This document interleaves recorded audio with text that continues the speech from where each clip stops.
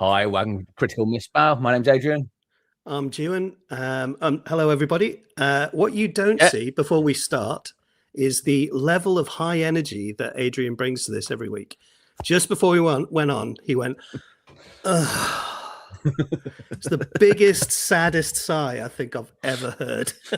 Well, there is a reason for that. We did have the most epic of first day of summer we've had in this country after months and months of rain.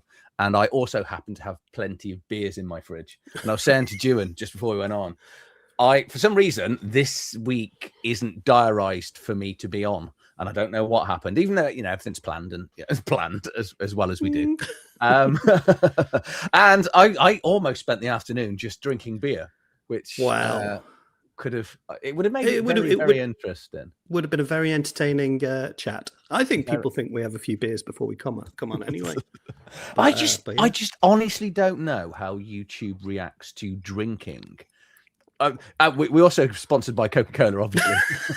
I forgot to get a glass. But I mean, I just don't know. It's like I quite often wear band T-shirts and stuff, but I just don't know if a certain band would go, we don't like being associated with role players. Speaking of, I'll just clarify to the YouTube bots that are probably watching, we are not sponsored by Coca-Cola. Oh, right, yeah. Do we have to say that now? I don't know, but we've said it now. Yeah. Welcome, everyone. We've got lots of comments. I think everyone's probably excited to see what this is like, or at least what we think of it. So, obviously, to be in a chance for the giveaway, all you need to do is comment at any stage during the first hour.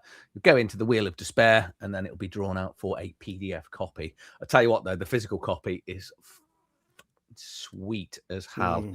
It's ribbon, it's thingy bound, it's got that soft texture, like with the free league games where it just feels all cushiony when you hold it. Very nice. It's probably a proper word for it.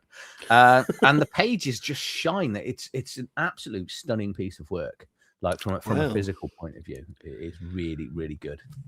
Well, before we get to that, do you want some news? We do want some news, because it gives me a chance to name.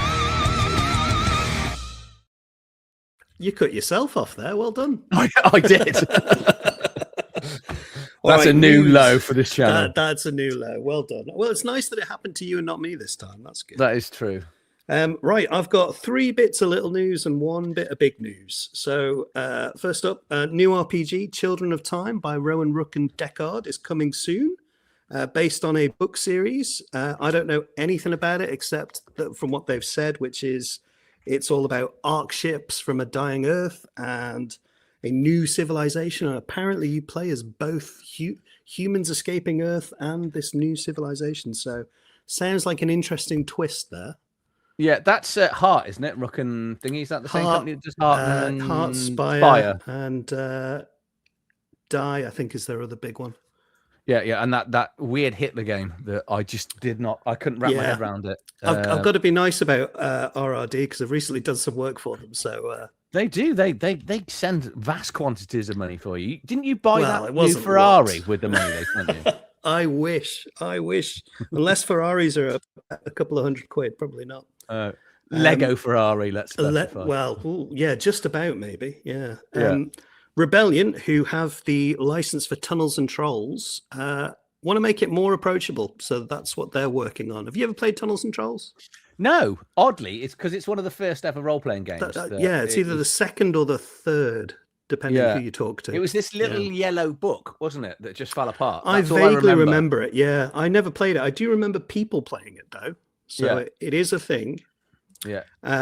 And Steve Jackson Games, as of Munchkin and GURPS fame, are releasing a fantasy, sounds wizard themed, called 7-Part Pact. So that's literally all I know about it. That book series you mentioned. I'm not going to try that name. Series. That's the name of that author. Very good. Matt wants to be out, and as does Jeff Whitty, I've just noticed, because a few people already have this. Rather average book that's over. And the one bit of big news we've got is they've announced the shortlist for the Origin Awards. So I even printed it out, so I could read it for you. Money. Look at that. Well, pennies is what I'll spend on this show, Adrian. Pennies. Right, so the shortlist for best RPG of the year we've got, and I was quite surprised because normally I've never played any of the games that are on these lists. Which year is this? Is this 2025? I'm assuming. This will be for 2025. Yeah. So thank God for that. You know, when sometimes they do awards and the best for 2026, you're like, hold on, hold on. Yeah. So these will be announced in June. Whoever wins it. So we've got Age of Vikings by Chaosium. Brilliant book. Great book. Love that book. Yeah, really good Chew, the role-playing game, which I'm not familiar with. Chew. As in like Chewbacca. As in you would chew some gum. Yeah, never heard of it. Yeah, no, not heard of it. Coriolis, the Great Dark. Free League. Cthulhu Bay. Have you heard of that one? No, that's not heard of it either. Slow motion people running in red swimsuits in the 90s. Well, that would be a different Baywatch if Cthulhu was involved, wouldn't it? Yeah. Do you remember that Baywatch After Dark series they did? They were all detectives or something, weren't they? Yeah. I do really remember that. That's weird. Yeah. Age of Viking is pretty fantastic. I've got a full review of it on my main channel if you want to go and read it. That review made me actually spend money on a book. Yeah. Wow. I know, right? And we've got also on the list, we've got Daggerheart, which I'm sure you're hoping will win.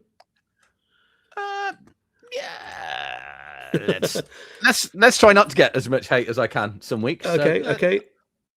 And we've also got Land of Eam, which we both thought was brilliant. Yeah, did both enjoy that. Cosmere, which I know has done very, very well, but I've not played. You've played Cosmere though, haven't you? Cosmere, yeah, we've just finished off the campaign. We finished off the final battle, and then we ran out of time, so we've got to do the monologue, like a 20-minute monologue, ending the game, and then all of my players, my physical players, we're starting a Nimble campaign that I'm running. Oh, fantastic! So, excellent. Yeah. Next up on the list, we've got Starfinder Second Edition. I've not played Second Edition, not even looked at it, but I did quite like First Edition. So, Chew is an excellent comic detective who gets insights by eating things. Oh, right. Maybe that's the RPG. Maybe it's not. Who knows? I might have to check that out.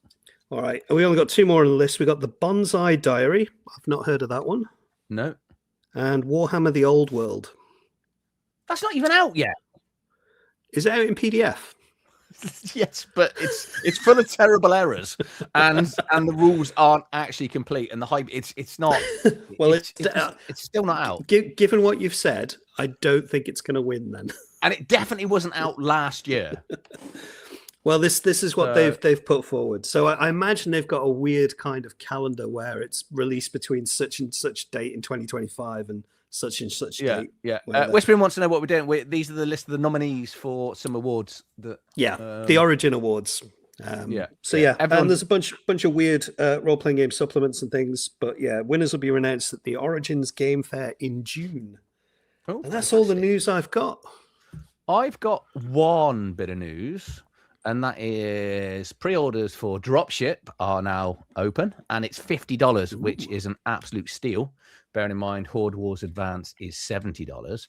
And the reason that this is $50, I probably should explain. Dropship is the sci-fi version of Horde Wars Advance, which is the D12 amazing system. It was my game of the year last year. Absolutely love it. And it's the sci-fi version. We played it live on my other channel about 2 weeks ago. It's utterly amazing. But the big thing is this. So it's available for pre-order till the end of next month. I'm not on commission, sadly. But if we get to 400 total pre-orders or more, they will for free upgrade everyone to the hardback version of it. Hence the reason why I'm pushing it, because I want my hardback version as opposed to the paperback version. So, and I absolutely loved it. It was really, I'd say Horde Wars is brilliant, but to play it in that, try not to say Games Workshop way, but it's really, really good. You thought Shadow Dark? No, because Shadow Dark came out in 2024. So yeah, so Shadow Dark is my favorite game, but my best new game of last year. Maybe I should be a little bit more specific on how I say things. It's like being married to Chris, isn't it? You know, like he is quite pedantic, isn't he? No, he's like my wife. He's my internet wife. So he's going to unfriend me on Facebook now. I just know he is. Or he's moving in. It's going to go one way or the other. It's going to go one way or the other, isn't it? Yeah. So, shall we get on to our review? I think we should, yeah. I can't find it. There we go. I thought you were absolutely setting me up there. So, yeah, the Monster Overhaul. How did you get on with reading this one? So 338 pages. So we'll do something smaller, but yeah, we should pick something small fairly soon. But to be honest with you, I really liked it. Yeah, pleased. There you go. Pleased. Review over. Done. Done. Yeah. Yeah. Done. Yeah. Yeah. First off, I think this is the first book we've reviewed that isn't actually a full kind of RPG. It's a the word's gone out of my head. It's like a support book for any kind of fantasy game, really. Yeah, it's pretty much a bestery. You can use it for sci-fi as well. There is a sci-fi section in it. Yeah, true. But yeah, it's just, I say just. I think that let's get to the contents, because then you can easily see it is basically 20 chapters, and each chapter has 10 creatures in it, or humanoids, or whatever. And it's just, then let's just pick on the thunder lizard as an example. And then it will just give you like random variants of each thunder lizard and stuff. But that's here we go. The tyrant lizard. So some of them there's a massive amount of options. There's also my favorite bit that can we eat this one? Did you see the meal? Yeah, I did quite like that one. Yes. So when you kill things, you find out what it tastes like and things like that. But yeah. It's basically a bestiary, but there are dispersed throughout it. There are like random villages and maps and stuff, like generic labyrinths. Generic, and a willy. Called generic. Don't forget the willy for the Minotaur. You had to land on that one, didn't you? No, because then I can go to the boobs on the harpy. So there you go. I knew there would be a reason. Well, if you're going to do one, you've got to please the other. Fair enough. Speaking of, because it's got willies and boobies, I'm guessing you gave the art 5. I did very much enjoy the art. To be honest. I thought the art black and white throughout, but really thematic, and a good mix of styles as well. So if there's one kind of artist or style you don't like, there's plenty more in there. I genuinely thought the standard of the art throughout was really good as well. You know, there was nothing I thought, oh, that's a bit ropey.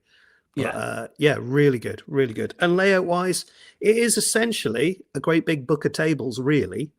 Yes, and I do love me some random tables, but they're quite easy to read. They are what they are. You know, they do their job really well. So for me, I gave the art and the layout a 5. Yeah, I'm with you. Art and layout was fine. It was really easy to follow. Is it better than Dragonbane's Bestiary? I've never read Dragonbane's Bestiary, but yes, I guarantee this is. It's very thorough. Purely because, and I think we should probably spend a little bit of time just... So if you think about standard bestiary, a standard bestiary, we're just going to pick on the harpies here. So standard bestiary, you would just get all these stats. So you get the appearance, the voice. So this is how it speaks and the noises it makes, which for a games master is going to make it really interesting. What it wants, the morality that it has, how intelligent it is, how many numbers you get. You do get all the stats for attacks and things like that. And then there's conversion tables right at the start, which tells you how it works. And then it's got its attacks in here, which this one hasn't got more than one attack.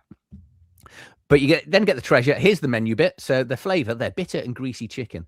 It's just from a games master point of view, adds a huge amount. But I'm going to go back a couple of pages and we get this cross-reference omen, which is all about foreshadowing the creatures that are coming up in the section. So, like the players will see a gravel path and morose faces and faints hissing and rustling. So it means you can build the creature in as you're playing the game. Wouldn't you agree? And then it means if the players come back, let's say they've sensibly run away, because front and center the book says this game is not balanced. You know, it doesn't quite say we will kill your players if they don't run away.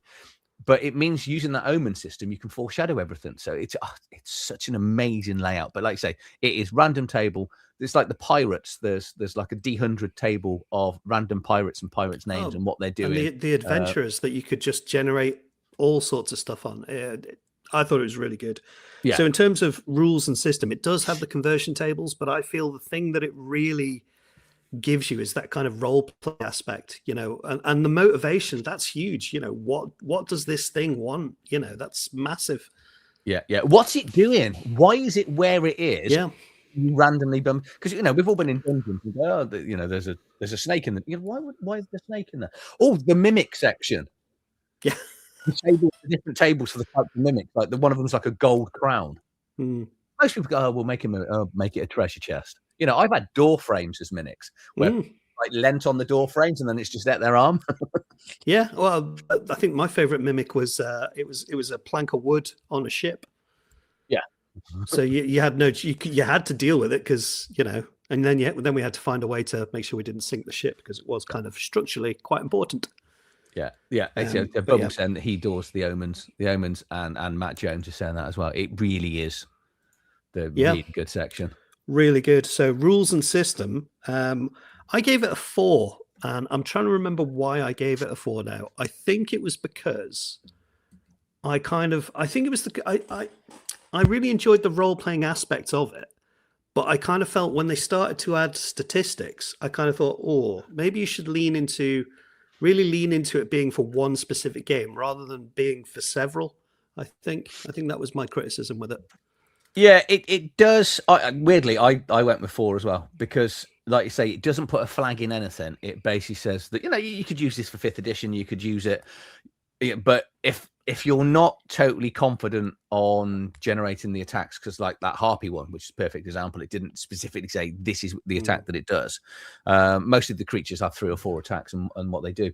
It makes it a little bit more difficult. You're gonna have to do that little bit of extra work, but from a skill set, it's going to make you a far better and more interesting games master. Absolutely, because you're going to. I want 2 things I'm really bad at is 1, the weather. The weather never changes ever in my world, and nothing smells of anything. I never think about smell and aromas. It's just the 2 things I'm always really bad as a games master, and this does all that for you. Yeah, so it's really good in that regard. All right, so character generation, which I'll be honest, I fudged this a little bit. I'm interested how you do this because at the moment I'm sat at 0 because there are no character options. I will tell you why and how I fudged this. So this is clearly a book for GMs. Yes. And therefore, I think all those tables for generating all the weird things about monsters and characters and stuff, that's the GM's character generation tools. Okay. So that's how I've fudged it. Yeah, see, in that regard, because if you think about it, in a lot other than your standard kind of monster manual and things like that, you don't really get tools for GMs to generate NPCs in the majority of games, really, do you? No. So I thought of this. Okay, if I'm buying this, so the only people who are going to buy this are probably GMs, right? So they're buying it for that purpose of getting monsters and things like that. So I kind of thought the character generation is for them, not for the players, because this is a book the players are never going to look at. Yeah. In fairness, though, I think every player should still own it. Yeah, it's a brilliant book. Just full stop. Yeah. Okay, well, 5 then. You fudged me from a 0 to a 5. All right. Well, I gave it a 4. You are a loser sometimes, aren't you? I gave it a 4 because I thought, well, technically, there's no character. No. I think we should make going forward. We should make that the character option if it's a Dungeon Master's book.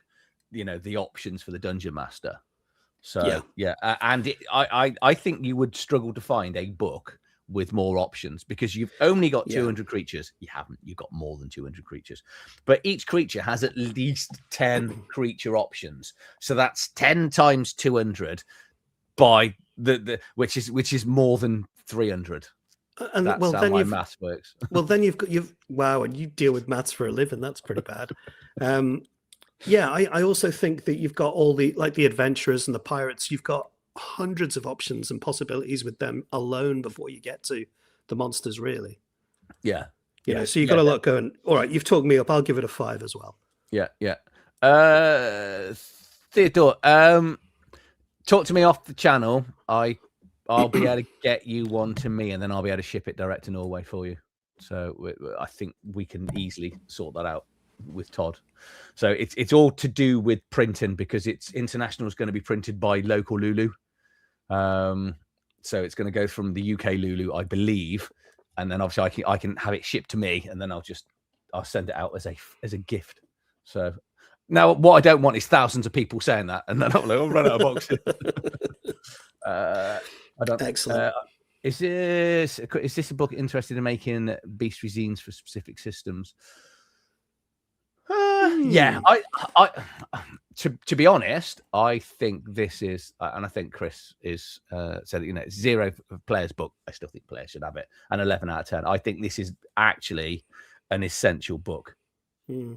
I think anybody who's writing an adventure or setting up an encounter or anything, the stuff in here is just sort of opens your mind up for different ways of thinking about kind of villains and encounters and how all those motivations and events go across. So definitely worth it. And it's not even, I'd probably just show this actually, so you can get an idea of what's it, because it's not necessarily monster centric either.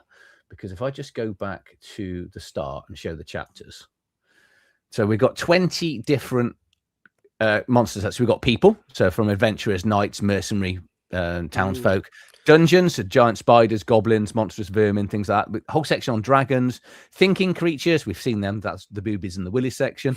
Heraldic beasts, so things like chimeras, griffins. Then we've got primeval, which is basically a bunch of dinosaurs. Elemental section, divine, which is like your devils and angels. Dark, wizard creatures, homunculus. We've got the springs, the centaurs and stuff. It's absolutely mental. And then there's 10 right at the end. It goes, well, how about some sci-fi creatures? If you then we've got all these like generic.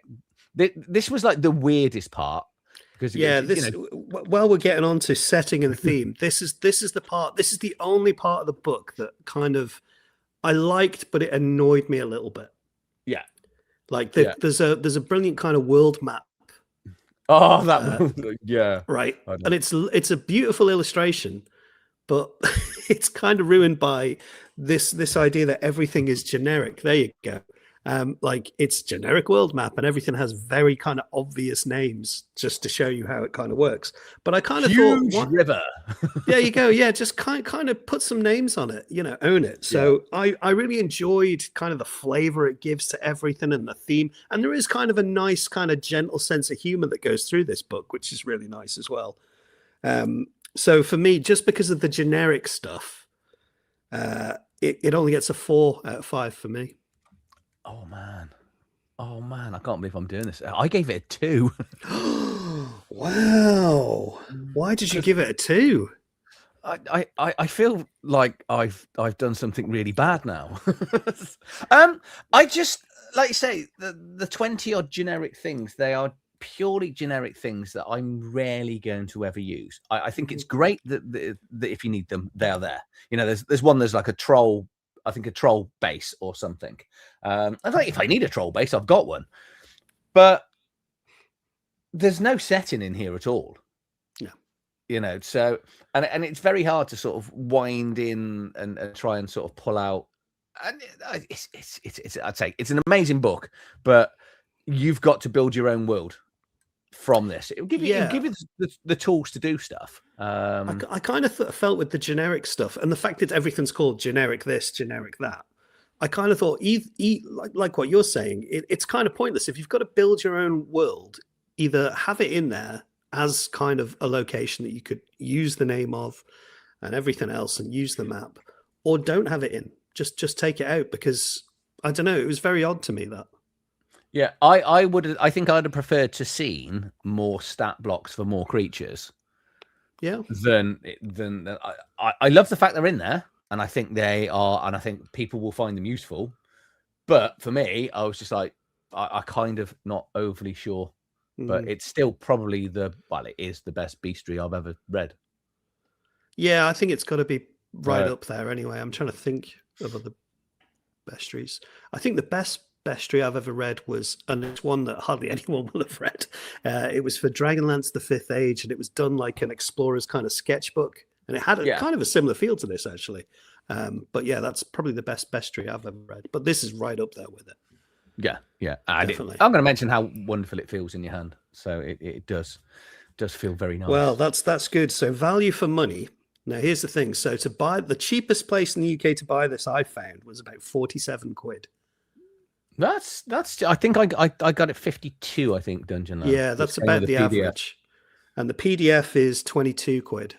Yeah, it's not cheap. It's not cheap. Which is why I sat on the fence about buying, because people have been nagging me to review this on my channel for an age now, and I'm like, I'm not buying it. It's way too expensive. I can't find it anywhere. Then I stumbled across it at Dungeon Land, and I thought, do you know what? I'm going to take a punt now on it, and I don't regret it at all.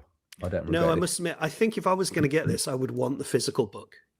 Yeah. Definitely. I mean, I'm very pleased that I have the PDF now. Don't get me wrong, but yeah, it's a decent sized book as well. You know, you can see it over your shoulder there. Is it A4?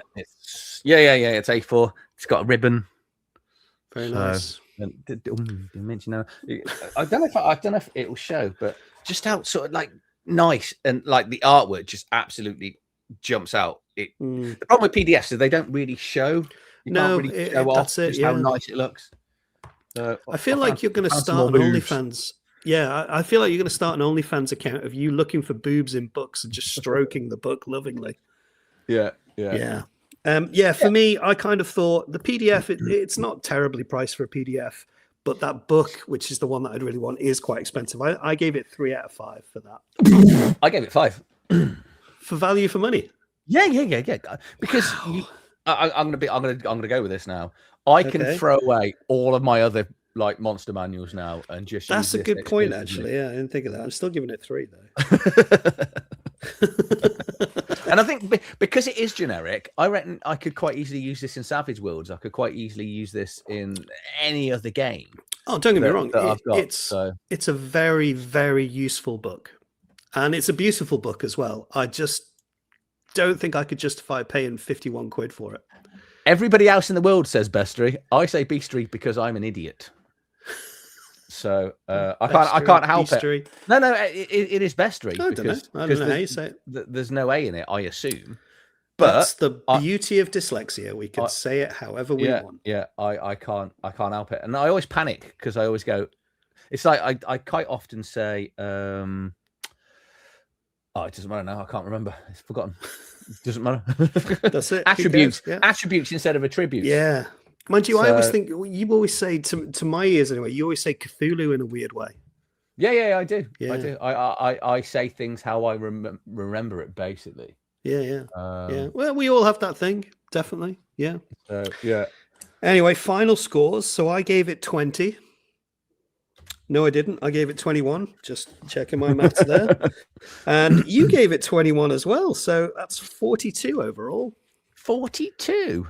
That's not a bad score for something.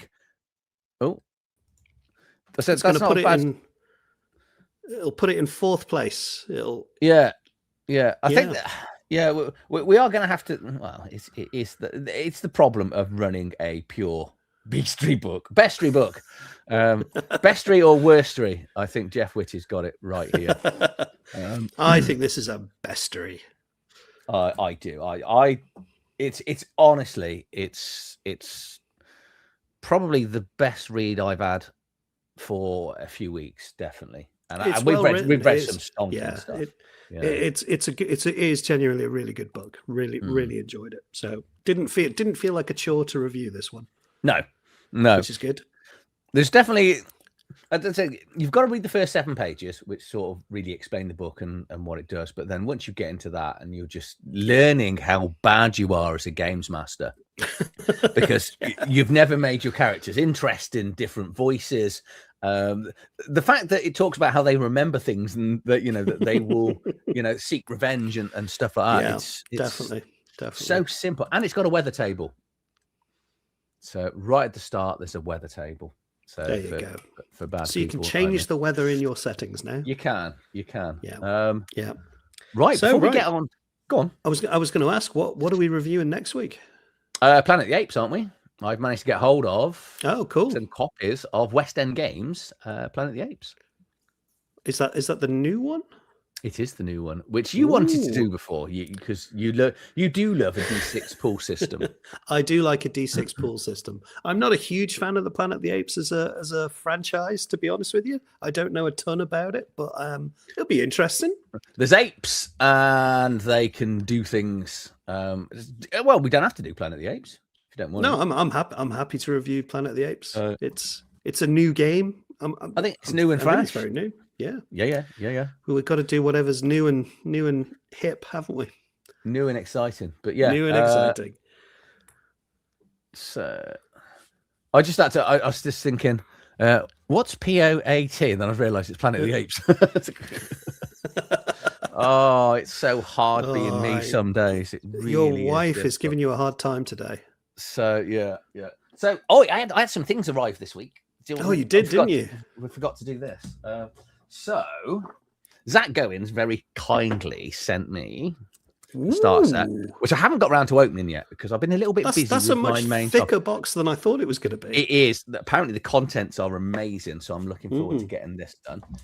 Then we've got this, Down Amongst the Dead, which is one of the shiniest books I've ever seen.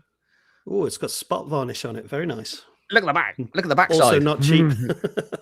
Shiny, and it's got that soft feel. I've got the Games Master screen. And then this, and look at that. Look at that. How shiny that is. That's really nice. So, so those reviews will be coming soon because, those are really nice sized books as well. Are they A5-ish? Or what was it they call them? Digest size. It's A5. I've also ordered, and so I can't show it, but they'll be here for next week. Savage Worlds Rifts books, because I know how you love a bit of Rift. Because I noticed the Atlantis world is out, and I've had a look. Oh wow! And you can play a tattooed man. Yeah. Oh, I wonder how. Oh, I'm excited to see how Savage Worlds deals with the imbalance of rifts. Yeah, I did wonder why I got a copy of Cabin Fever. Because I couldn't buy it anywhere either. So maybe I'll have to get it on eBay. And then, remember I was saying that I was being sent a large box? Yes. So it did arrive today. So 18 kilos of books were sent to me. Wow. So when are you building that library wing on your house? So here's the box. Wow. Gosh, that's definitely been through Royal Mail, that one, hasn't it? It has. And this is the contents of said box. Not 48 books, 50. Every single book on the Lamentations of the Flame Princess. Luckily, it did include the core rule book, which I was starting to panic because I couldn't find it. So do you have to review all 50 of these books? He hasn't asked me to review, hasn't asked me to do anything with it. Oh. So it just sent you these books. He just sent me the books. Wow. So this is the one book that I was after, because I was after that Japanese feudal setting. That's right. Yeah, you've had a thing about that for a while now. Yeah, this came up on my comments a lot of times. So I was looking for a copy of it, and it was like £56 on Dungeonland. Obviously, other websites are available. Then I realized I need to buy the core rule book. So I then just dropped him an email going, I'm looking for some books. Is there anything? And he just turned around and went, well, I'll just send you everything. And it includes Winnie the Shit. It includes what? Sorry? Winnie the Shit. Winnie the Shit. Wow. Oh, no, the images aren't moving on. No, we're just seeing a box. You're still seeing the box, aren't you? Yep. Hold on, that didn't work then. Why didn't that work? It's because we haven't had a technical cock-up for a little while. Yeah, we haven't. We're overdue. We are. That's really annoying. Right. Does that work? Hey, wow. Yeah. So this is the one book that I wanted, and these are all the books that arrived. What? That's crazy. I do not know where I'm going to put it all. Wow. So, and the scary thing is, I reckon this is going to make a great thumbnail for my reviews. I'm not sure, because you got a little bit of lady hair on it as well. So I'm trying to choose my words. Oh gosh, you have. I thought she had like a loincloth on, but no, she's Yeah. There's Wow. a variety of those books that have those sort of covers on. Well, I don't think this channel's ever getting monetized now, is it? or we make sure we tick that box to say not for kids. So maybe. Amazing. I don't know. I honestly, when it arrived and the bloke, and I was like, when they just drop it on the floor, you're like, what are you doing? Yeah. Oh God, I hate it. Hate it when that happens. Yeah. No way. Wow. That's exciting. Oh, cool. Well done. Oh, thank you. Thanks. I tell you what, I've opened it only finally because I didn't want to break it, and it's a thing of beauty inside. It's a proper sort of feudal Japanese art style. Oh, cool. Inside the whole of the book. That's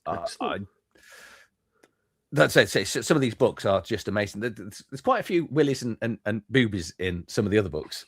So again, I'm not sure how I'm going to be able to review other certain parts of it because have to practice those tasteful black dots or blurred pixels and things like that. I think so. Yeah, invest in some tape. Yeah, nipple tassels. Yeah, that's it. Yeah. Is that just for me when I'm doing it? Do you think? Or just try not to get too excited. That's all I'd say. Yeah, I think so. So. Should we get on to our weekly talking debate? point? Yes. Yeah. Game balance. That's a good one. Yeah. Is it important? Nope. Wow, that was quick. Yes and no. I think people think it's more important than it actually is. And I was trying to think about where this concept of balance really sort of came from in modern games. And I think it's one of the many things that has bled through from computer games a little bit. Okay. Because if I don't ever remember talking about game balance until probably 5th edition, I think that's the first time I really came across the concept. 3.5. Well, 3rd edition did it because it had encounters. It basically, because that I may be wrong. That was the one where the creatures had levels that I can remember, and each level. So if you put, it was designed that you had a party of 4. If they were all 4th level and the creature was 4th level, it was balanced. So they would all lose approximately 25% of their hit points to be able to take it down. Oh, so you could then that's how I remember it being explained. Well, I can always remember in previous editions of D&D, like 2nd edition, creatures still had levels, but I think it was always just a guideline that if you're level 4, go up against a 4th level creature, it's going to be, it's going to be a challenge. Yeah, thing. Yeah. But I don't actually think it's that important. I think in terms of design, I think as long as you've got a chance of success in regard to completing the goal of the adventure or doing that, then that's as far as it needs to be, really. I mean, I think people always forget you can always run away. You can't. Most of the time. You should. But I think that is the problem. Because I remember the very first time I played 5th edition, and then you realize that regardless of what class you're playing, everyone can heal. Mm-hmm. The wizard can do cantrips consistently. It can do like 4 damage or 6 damage every single round. There's no restrictions on there, and you're practically unkillable. And I think, because if you think about real life, just to be glum, just like that, and it can just be over. Life is unfair, and I think it just comes down to the sort of person that wants to play a role-playing game. Because if your experience is 5th edition, you want games balance because they want the game to be winnable. Like I was saying every week, like my mom, she go, "How did you get on last night? Did you win?" And you don't win at it, but that's what my mom thinks I do. But when you play Dungeons and Dragons, you kind of do win because the world levels up like a computer game with the players. And you don't give them access to areas that they can't go in, or the creature isn't there. Where with most other games, if you're in the wrong area, you're going to die. But the big thing, and that's where that is really, really helpful, is foreshadowing. the potential danger of creatures and monsters and things like that. And Absolutely. that's where a games master's got to not tell people to run away, but you've really got to hint at, which is why I do open dice rolling, because if I hit something that's got plus 15 to attack, the players know I'm adding 15 to that D20. They know it's powerful, you know, and I also use the blooded effect. So once it gets down to 50 hit points, 50% of hit points, the players know they're at 50%. And if I haven't told them and they've been hitting it for 10, 15 minutes and they're like, hold on, we probably need to try and get out of this. But yeah, it's down to it. I think a good games master. Let's just pick up some of the comments. I'm going to come back to Grim in a second. Let's just do this quickly. Possible future discussion. If you considered talking about Dungeon Masters University courses, I don't know anything about it. Never heard of it. No. But we'll probably have a look at it. I think this is quite important. It depends on the game system and expectations. Because, absolutely, yeah. If you're playing, because if you think of a game like Vampire. For the majority of things you come up against, unless you're up against other vampires and werewolves and things like that, any human you come up against, you can wipe the floor with them in most circumstances. Yeah. But any werewolf you come up against is just going to murder you. Oh, full on, yeah, exactly. You know, so yeah, it does very much. You're correct. It does depend on the game, the setting, and the expectations. But also, none of this existed up until, like you say. Yeah, I don't ever remember it being a thing. No, but it is now. It's because I think that there's that huge amount of wrapping players up and protection. Because if you don't have protection, I was thinking about this when we looked at Draw Steel a little bit, and I kept thinking, you know, that was not a game that I would really be interested in playing because I wasn't particularly interested in like the power fantasy aspect of it. That kind of being like the superhero type thing. And I half wonder where the balance has come in this way, or the concept of an encounter being balanced or something like that, to kind of prop up the players being kind of superheroic type thing. Definitely. You know, I think it was this Roll Rapid, challenge rated killed the unbalance. You know, and it's I find it quite sad playing balanced encounters. So we got to almost the end of Cosmere, and Neil, who's one of the, I've mentioned this several times, that my group is full of games masters, which is why it's quite hard to actually get a game to the table sometimes. That must be fun to run. Yeah, so we got to almost the end of Cosmere, and Paul was pretty much killed, and I don't think Neil's really ever killed anyone off. And Cosmere does feel, because it's a pre-written adventure, it feels very balanced. But there was this bit where Paul's character died. But if you've never played it, there's this save mechanism that allowed him just effectively come back from the dead. So that's, again, where the whole balance thing can be. Because I like character death is the wrong thing to say. But I kind of think if players can't die and they're always going to win, where's the danger? What's the point of rolling dice? Just that's it. Tell them the creature's dead and move on. Yep. Give them the magic sword and then, you know. But people do like balance, especially in a campaign, because they want their characters to get to the end of it. But I find particularly with 5th edition, very quickly you are.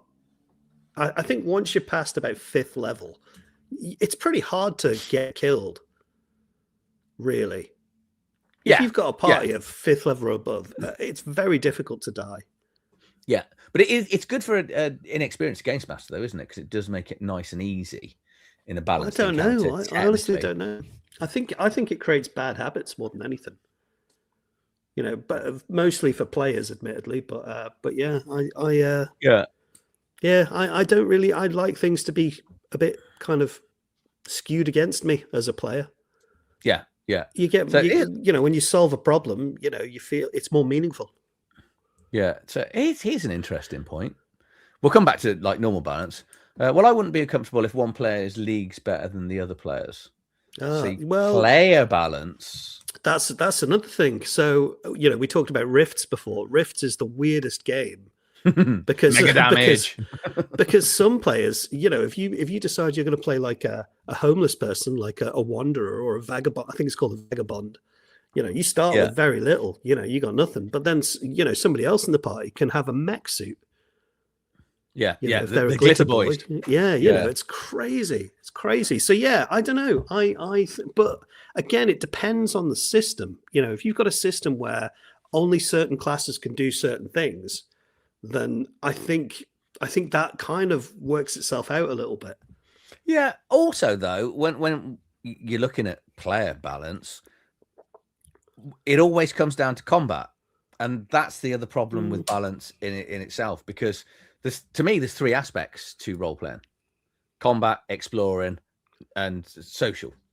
Yeah, and I think we all prefer combat, but sometimes. I've had some really good sessions of social. When I've ran campaigns, we can go 2 or 3 weeks where it's just talking and dialogue, or exploring, and that's where it has the balance in a different ways. Because, look at Oath Hammer.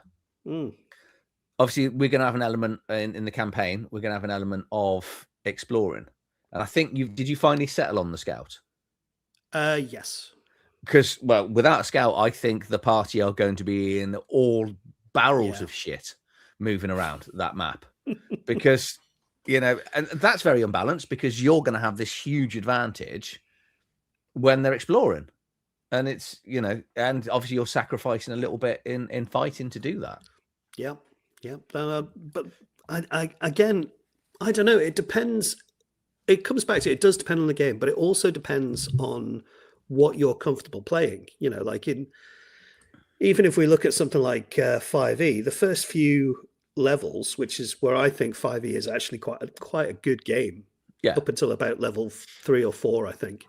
If you're a wizard, you've got to be careful. One wrong hit and you're brown bread. That's it. But that first level can be rough. Sorry, go on. I was gonna say, but other than death saves, though. Death saves kind of ruin it a little bit. Quite often we've played without death saves because it's just hardcore. I wouldn't go that far. We just got bored of it after a while. In years of playing 5th edition and lots of campaigns, I only ever had one TPK, and that was a random encounter. Wow. I think I've mentioned it. I've not done it on this channel. We were about a year into the Dungeons of Drakenheim campaign, and a random encounter that I threw in because I wasn't ready for my players to go to the next stage. I hadn't fully read it and knew what was going on. And they had the worst rolls ever, and they refused to run off. And then one went down, and I was thinking, just all run away. And then the next one went down. I'm like, these two creatures have just killed 50% of the party, and you're still fighting. Go somewhere else, hide up, then come back and revive them. And no, they didn't. They stayed and fought, because they went, we just wouldn't have left our friends. And they went, I guess that's the campaign over then, isn't it? I was like, certainly feels that way. I'll burn my book, shall I? Wow. I don't know. So Seth Gorskowski just did a video about saying it was always there based on the fact that modules have level bands, which I thought was an interesting take. Yeah, they do. And areas as well. Because that's the other thing, isn't it? If you're buying a module, the fact that it will tally, like in a computer game where you play Grand Theft Auto, you can't get to certain areas of the city. In the earlier editions, you couldn't cross over the bridge until you got to certain points. So, that D&D, $800, mind blowing. Wow. A course in Games Master. So, I'll give someone a course in thing for a steak dinner. Wow. And 2 beers. So, gosh, there's money to be made, isn't there? That's crazy. There is. Yeah, this is a good point. There's no stakes when it's balanced. I think so. I think balance, or the lack of, can keep players on their toes. Definitely. The Vampire Man analogy was great. if you bump shoulders with a werewolf, even a powerful vampire, yeah, it's over. Yeah, you have to escape. And I think what that setting does a good job of doing is really quite early on, kind of hammering that home that if you come up against a werewolf, you are just run. You're not taking them down. Yeah, definitely. Yeah. Oh, you ripped that plaster off with Chris, didn't you? You did pick on one of his favorite games, but yeah. There was good rules. But saying that, Nimble's got the same rules, and we rated Nimble very highly, and that's got loads of balanced rules for encounters and stuff like that. Go on. Adrian, another Adrian has just said, you say stakes, S-T-E-A-K. He says stakes, S-T-A-K-E-S. Very good. This is a really interesting one. I never thought to ask in any D&D game. A level 1 character in 5th edition with the ability to fly and a bow and arrow can kill a Tarask. You are right. I've not looked at a Tarask stats since probably 2nd edition, I think. Yeah. And it was one of my favorite monster descriptions because the way you had to kill it, you had to chop it into 1 square inch of Tarask and then kind of wish it out of existence. Yeah, you needed the wish spell, didn't you? To get rid of it. That's it. But I love the idea of chopping it into a 1 square inch. Yeah, it hasn't got that in it, and because it's got no range weapons, you can just fly and stay ahead of it and just keep pitting it down for like 4 or 5 damage each round, and eventually it'll die as long as you've got enough arrows, because it won't regenerate quick enough. It's really, really shameful. And there are a couple of starting. Is it the Aroka, which is one of the flying creatures from level 1? So it flies at level 1. Give it a bow, you can kill a Tarask. Be the most famous one ever. Andy's right here. Shadow Dark has taught us to accept character deaths, and that, we don't talk about it often. Shadow Dark has some very good safety tools in. That has got death saves, and I like to roll my death saves blind. I don't like players knowing how long other players have got on death saves, but a lot of people will roll it out, because when we were in that Draskara adventure with Zane, he ran it all open. So that's an interesting one. Let us know in the comments below where your death saves go. I love the Monster Overhaul. It is brilliant. Okay, there's a new person there, Paul. Yeah. So you're in the door. So turns out we did too. There you go. Yeah. 2 players died in the Curse of Strahd. That's quite good to kill people off. I'm gonna one at the 2nd level. So what did you do from there? So because I did something really interesting with Curse of Strahd, is I won't let my players actually die. So when they died, they then actually came back from the dead, because it stopped them trying to kill themselves and go on.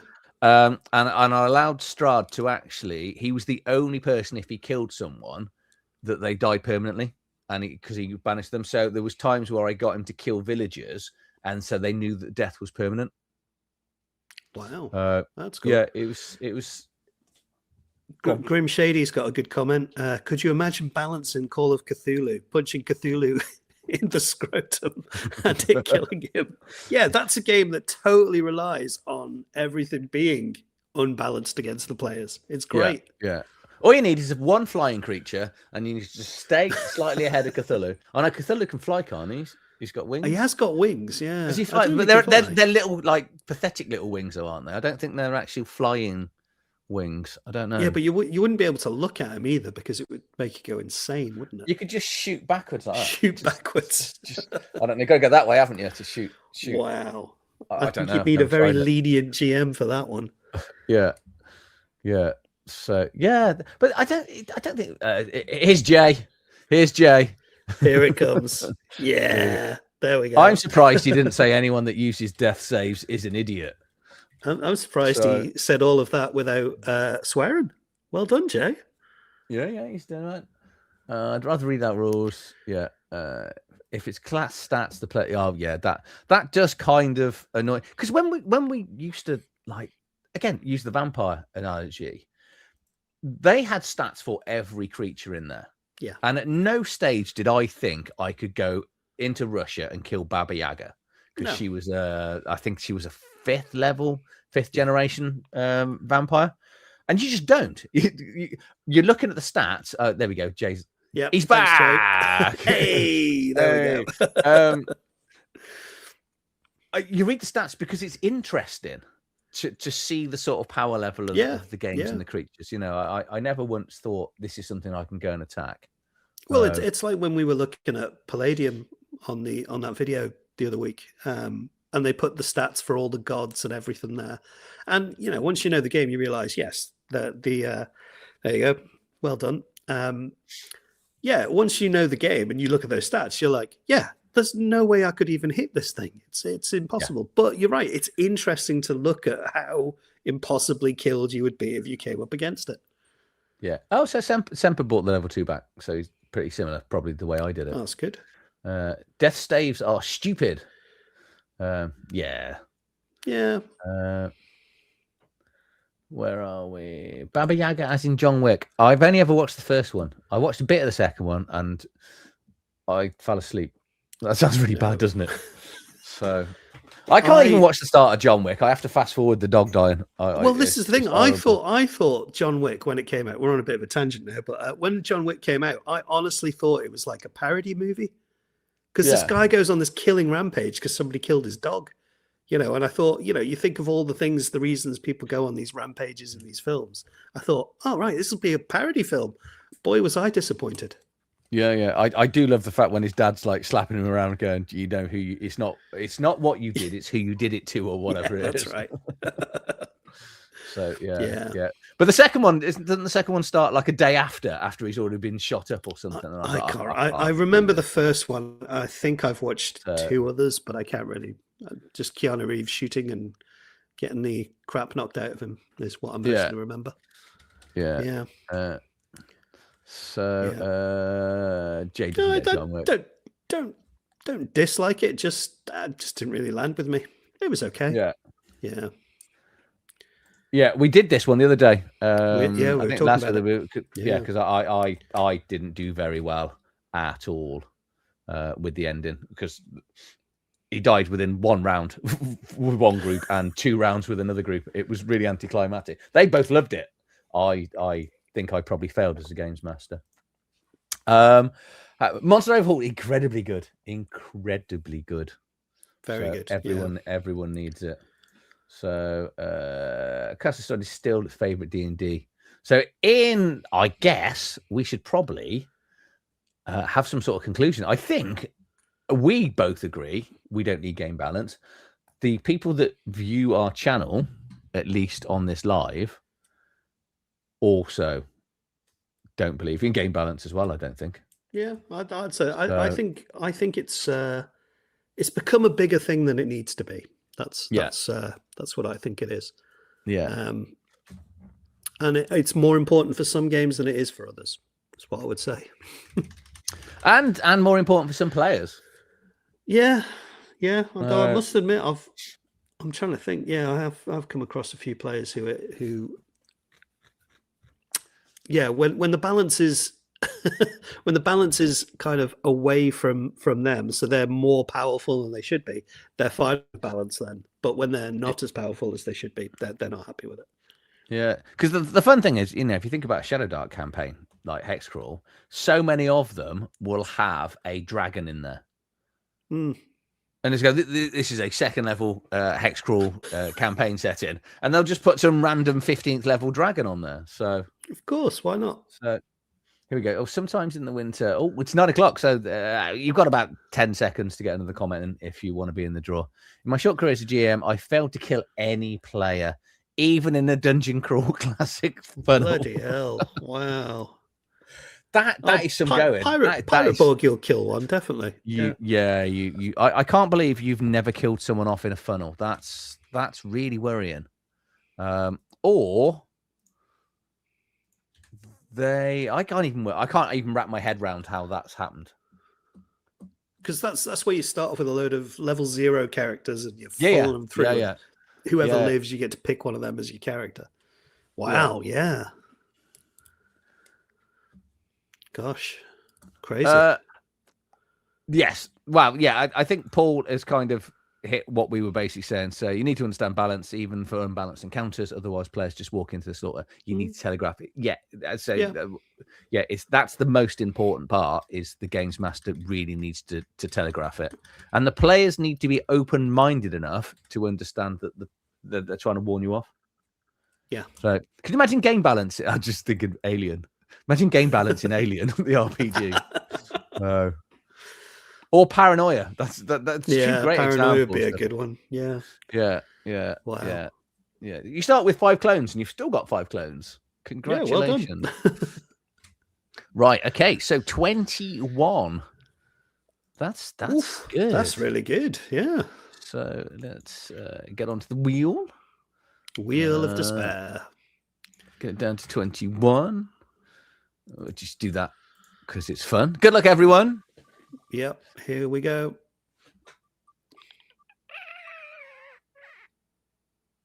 Oh, look at number that. 1. Who could this be?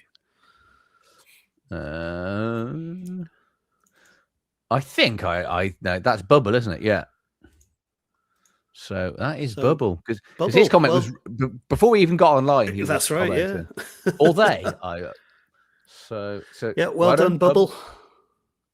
So I'm just going to scroll back up. Bubble Guppers. So Bubble Guppers. That's a great name. Bubble Guppers. It is. Yeah. What was that? The comment there. Was the Black Knight in Monty Python and the Holy Grail unbalanced? No, he balanced quite well on his stump. Yeah. Yeah. Yeah. I think by next week, sometimes in the winter, we want to hear you come back and let us know that you played Pirate Borg and managed successfully, in inverted commas, kill some people. Yeah. Not deliberately, obviously. But if it happens, it happens. Yeah. Disqualified comments during the scene. He did make other comments during the scene. I wonder who the second person was. So, number 9. So who just missed out was Blood Ninja. Just to rub it in. just because I'm awful like that. I am horrible. Is this why you call it the Wheel of Despair? Yes. Yeah. So what are we doing next week? We're reviewing Planet of the Apes. Oh yeah. And our talking point is: are PDFs enough, or do physical books still matter? Oh, wait, is that what we're doing? Is it? That's what we're doing. Yeah. Oh, is it? Okay. Yeah. I thought we were doing something else. Well, that's the last one on the list. No, we added one. Did we? Do bad games masters affect? Oh, yeah. Well, we can do that one if you want. No. Because I thought we'd run out. Yeah, so write that one down because it's bad games masters. What was it? I can't remember exactly what it was. Yeah, I'll look it up. Yeah, cool. Here he is. He's aware. Well done, Bubble. Hey, well done. Well done, Michael Jackson's chimp. Can you imagine if he actually is? I wonder if that chimp's still alive. No, I don't even know how long chimps live for. I guess I'll find out when I read Planet of the Apes, won't I? Yeah, I think they're a good sort of 40, 50 years, aren't they? Are they really? Wow. Yeah, because the one chimp they sent into space became a celebrity, didn't he? He had this celebrity lifestyle. Oh, wow. So I don't know. Yeah. Unlike the Russians that sent a dog to space, then didn't care, and it didn't come back. Awful. So, yeah. If you are Russian and watching this, then I don't mean all Russians, by the way. It's probably good that you don't have a couple of beers before we come on. It probably is. Bubble, can you jump over to my Discord and then we can sort you out a copy of this amazing book. And honestly, for everyone else, really good. Go and grab it. Go and get Katy Perry. Yeah, she's not. I'm not getting into this. I am not getting into this. My wife needs to stop teasing me. But yeah, that's. I know it didn't score a perfect 50. But I think it's probably the best book that we've reviewed for what it does. Yeah, if that makes sense. And I think you'd get more use out of it because it's applicable to all sorts of different systems. So yeah, it's a very, very useful book. Yeah, you can easily take most creatures in there. And there's that little table right at the start as well. There's a D20 table where if you don't like the creatures, you can just give them mutations and additional heads and things like that. And it just make them slightly more interesting. Was it Nimble that did that one where if you went up against a creature a couple of times, it then gave it the ability to I think it was gave a new power or something. That's right. Just to surprise the player again. So again, that's stuff like that's really good. Yeah, excellent. No, perfect. Right, everybody, thank you for tonight. Dewan, thank you as ever. We'll be back next week in our ape masks. Should we get some ape masks for next week? No. Why not?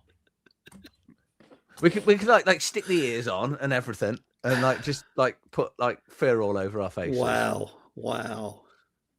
Pennies is what I'm prepared to spend on this show, Adrian. Pennies. Pennies. So Chris Black said that we should review Nimble. Or Draw Steel. We could do Draw Steel. Maybe, yeah. So, trying to get back. Yes, go and watch the Starborg review. That is. Oh yeah. So cheap. Yeah, that guy JP. I'm going to say his last name wrong. Kuvert. He's genuinely a really nice guy. He's given my channel a shout out a few times. Oh, is he? Oh, that's nice. Yeah. When I was, I think it was after you did it. Weirdly. Yeah. He seems like a really nice guy, but he puts out a new zine every month. Oh, cool. Because you can get Starborg by just joining his Patreon, which I didn't realize after I paid for it. So, Salvage Union is on the list. Yes. We probably could do with doing a Borg at some stage. Write down Wild Sea. Put that on the list as well. Wild Sea, yeah. Charlotte keeps telling me about that one, actually. That's the weird...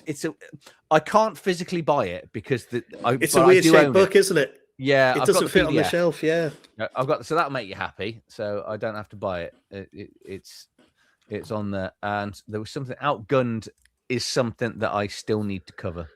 Yeah, a lot of people mention that's a really good kind of modern action movie type game system type thing. Yeah, it's up there with. Wow. So yeah. Maybe we should do Lamentations of the Flame Princess at some stage too, as well, because I may or may not have a book or two. Yeah, so, one or two just lying around. I've already got 4. Will we have to make the show X-rated at that point? I don't know. We can do boobies, can't we? Boobies and willies. One of the creatures in one of the books I opened, it's got a goat head, nice pair of boobs, a quite a large penis, and then a vagina underneath it as well. And I was like, that's going to make everyone happy. So yeah, I don't even, like you say, I don't even know I'm gonna cover it. I think Jeff Whitty put earlier on, because it's art nudity, he doesn't seem to think that YouTube should have an issue with it. I've put life drawings up on social media before, and Facebook has made me take it down. Yeah, was it because it was you in the nude and everyone went, no?